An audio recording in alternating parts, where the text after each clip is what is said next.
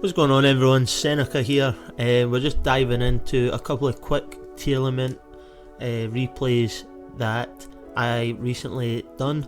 I have hit Master before, but as you can kind of tell, this gameplay is going to be from Gold. I haven't been playing for a couple of months and I jumped back on because of the World Championship, so let's get into this. So the player I was playing against was a Self-4-Chord Pendulence player, which I haven't really played against before, so if you want to pause and read these cards, I didn't end up reading them while I was playing because to be honest I wasn't too interested. I was just mostly looking at things that would negate. A lot of this was just adding spells, adding monsters to their hand, so I wasn't too overly concerned about this. It was more of the kind of negate cards that they potentially would have had. Since I didn't really know what I was playing against, I thought I'd Maxi. They Monster Reborn my Maxi, which at the time I thought was quite weird, but they obviously used it to link into, I believe this might be their boss monster, Coolio, or Coolia, however you want to say it. So I got a draw off that. I drew right back into another Maxi, and then they passed turn here. So I was looking at my hand. I didn't have anything too great. Super Poly, couldn't do anything with that. Grief, I could kind of, well, you'll see what I end up doing. I end up going Grief, pitching Rhino Heart, getting it back, and then I think I send the Celiac as well. But yeah, I had a little think what I was going to do. I got the Scream, so I thought that was good. I was going to start out with the Scream to bait out this negate, because I did look at this card and seen that it has a negate on it. So I just Maxi, so they're under pressure for what they want to do. If they want a special summon, they're going to give me a draw. So the Coolia card, special summons, gives me a draw. I draw into a triple tactics, which is quite lucky, but we take those. So I end up taking on their kind of Pendulum Coolia. I think they're both the same thing. Grand Self-4-Chord and those of full cards. So I've never came across this archetype before, to be honest. So they activate a trap card that gets them into their Zark, which is totally fine. I then Grief look to set up my plays. They look to banish, and what the trap card does was it basically summoned out another monster from the deck, so I just Ash Blossom that, because now I know that I've eaten up the negate from the link, and unless he's got any hand traps, which he hasn't used any, then I should be totally fine. So I do that Grief, pitch the Rhino Heart, use its effect, special summon itself, and pitch the Celiac into the grave. Then I get the Kashtira. The reason I got the Kashtira was because I knew I was going to go into the Kit Kalos here, so I could go mill 8 off of this regardless. I then use Kit Kalos to get the Scream. Since Scream was negated, the activation was negated, I can activate it now, and off this play I actually mill 11. So if I didn't hit good mills here, it would just be a case of Meta Noising or Super Polying and ending my turn. Ended up hitting a Havness there, which I've already used, and then I hit a Shiren with my Kit Kalos mills. So when you're milling 11, I was pretty confident I was going to at least hit something, and we end up hitting the Shiren. So we just go into the Rook Kalos, and now it's just more about, I'm never going to lethal, so it's just a little bit about control. Especially when I don't know what my opponent's cards really do, to be honest. I'm just kind of hovering over them as they go. So they set up the Pendulum Zone again. At this point I was thinking I might have Super Polyed, but it turns out the Meta Noise is the right play.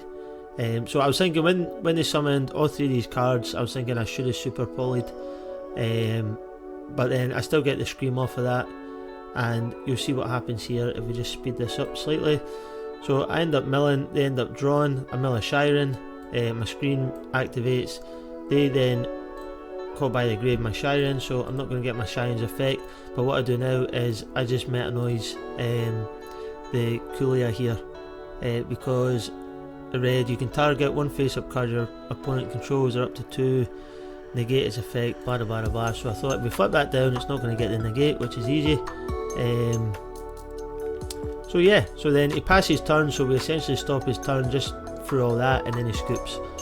So relatively easy game, to be honest. There was a lot going on there, but I thought it was quite good how some simple combos just kind of overpower your opponent even after Tear's been hit quite a lot. So we go into game number 2 here. Just ignore this guy's username, it's a wee bit offensive, so just ignore that. So going to game 2, he goes first, he passes to me, we start off with a scream for the Rhino Heart. He effect veils the Rhino Heart, which is totally fine because you can see my hand, I'm chilling pretty much here. So we just speed this up. Then we activate the Shiren, he hits me the Maxi, again pretty chilling at this point. He'll get a draw off this, but I'm not too kind of bothered, and then he uses that draw to go straight into a Ash Blossom as well, so he hasn't gained any advantage so far off of this. Then I just set the Super Poly because I've got the Trivia Karma in hand, swing in for some damage, and then pass turn to him. So he ends up pitching for a Diabell Star, we go Scream off this, we hit a Shiren, which is great. Shiren activates, gets called by the Graved, which happens, to be honest, but I kind of knew what direction I was going for off of this. He goes Ponix, gets the Sanctuary, sets up the island, pops to get the Garunix. So I kind of knew as soon as he had 2 fire bodies on the board I was going to Super Poly. He then takes out my Super Poly, puts a little spanner in the works. And what we do here is we Fairy Tail Snow because we want to avoid him going into SP and getting a further banish, and that kind of stops his turn there. So back to my turn, we pick up a Meta Noise, we go straight into the battle phase just to eat up the Link Karibo, and then we swing over, get rid of the Garunix, swing over, and then what we do now is we go into a Time Thief Redoer. And again, it's just more of, with a lot of these, it's more of just a control game. It becomes after the first couple of turns have been made. This is where you kind of see that you are in gold because he tries to imperm my Time Thief Redoer and it doesn't really do anything.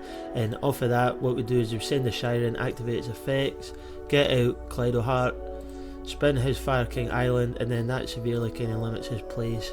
And this one's pretty much over. Right, we milled a Keldo spins back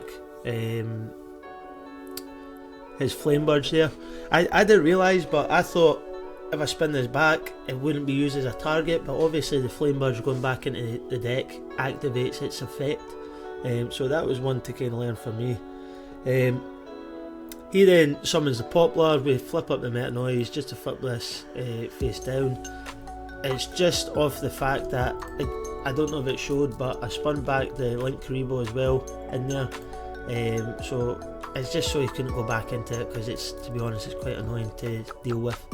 This is where the game kind of slows down a little bit because he put my Kaleido Heart in the back row. We draw into a Maxi. At this point in the game it's not really going to do much for me, and this is where it kind of swings. Time Thief Redoer put his Call by the Grave back in the grave and got us into Rota. Rota meant we could go into Rhino Heart. Rhino Heart summons, triggers the Scream, and again this is just kind of a little bit overkill. We pitch the Castira just to get further mills, and the Crime is pitched, which is a good one, and that means we can put a Shiren back into our hand. So we pitch again, we get a Medora, we get a Scream, we set up Soliak, and at this point the game's pretty much over. It's just kind of controlling the game out from here. Time Thief Redoer activates to get his Maxi, which doesn't mean much for us, but at this point he tries a Diabell Star. We just select this, sorry, we go Scream first and then select this on the Diabell Star. I was just thinking in case you had the kind of further plays that you could go into. I just thought if we shut this down, that's what I was looking for. If you had a further original Sinful Spoils, some people play 2, I usually only play 1, but some people play 2. So yeah, we go back in our kit here. This was probably a bit BM, but we're on his turn, so we're just trying to set up for when it comes back to our turn to be honest, and finish out the game. He then goes Heater, which I thought was weird because I still had a Medora in grave. I activated Medora, spins back the Ash. He was obviously trying to set up for a Promethean Princess, but by this point the game's all but won. So we'll just fast forward to the end here. He then crashes, activates Heater's effect to get Ponix back in his hand, but he'd already used his normal summon, and that is game number 2 finished. So we'll head into game number 3, which is the last one. So we head into game number 3, and it was funny enough because I went second in every single game I'm showing on the replays, but why I wanted to show these is because it was against 3 different decks. So we had Snake Eyes Fire King, we had that Sulfurcord or however you say it, and now we've got Lab here. So he's doing some standard Lab plays. He went first, set back row. He had a dimensional prison here, so that locks us out of fusions. So what we decided to do is just go into our rank 4 time for free doer. Go into battle phase, swing over here, and just set the Sulliac. Go into Zeus, and the reason I set the Sulliac is because once we Zeus, I don't know, I'll just kind of slow us down a little bit. So we went into the Zeus. The reason I set the Sulliac is because when you pitch off the Zeus it activates and you can add a card back to your hand. He put Eradicate Epidemic Virus, which he's seen I'm playing Tear, so I get why he's went kind of spells over traps, but I didn't see much point in that, to be honest. I think he was just activating it. Obviously if I pick up a spell it's going to pop it, but I didn't see much value in that, to be honest. I think that was just clicking activations just for it to click the activation. So then we activate the Sulliac, gets us our Shiren, and it just means that we can kind of set up for future plays. Zeus's second effect activates where I can attach a monster or card from my deck. So we just put the second Shiren on there.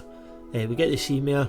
Seamare is pretty much like a bum Rhino Heart, but because my Havness was in deck, I'd attach a Shiren onto my Zeus and I had a Shiren in hand. I couldn't really do anything there, so we end up just using Seamare's effect to add the Havness back to my hand.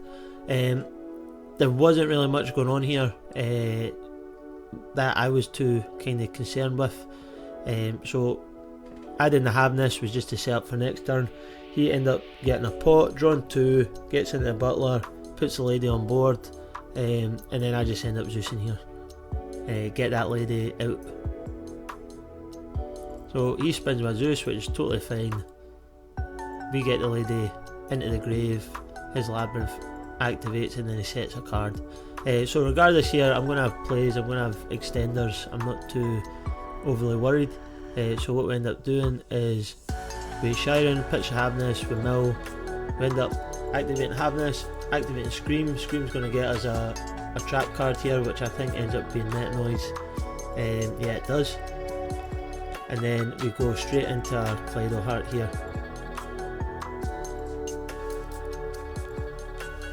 Kaleido Heart to spin the Torbe.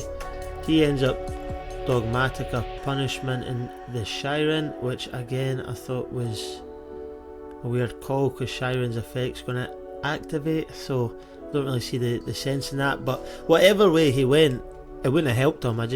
Sometimes I think people just click just to click. So we go kick Kylos, get the Scream, activate the Scream, summon the Keldo, and then straight in the battle phase.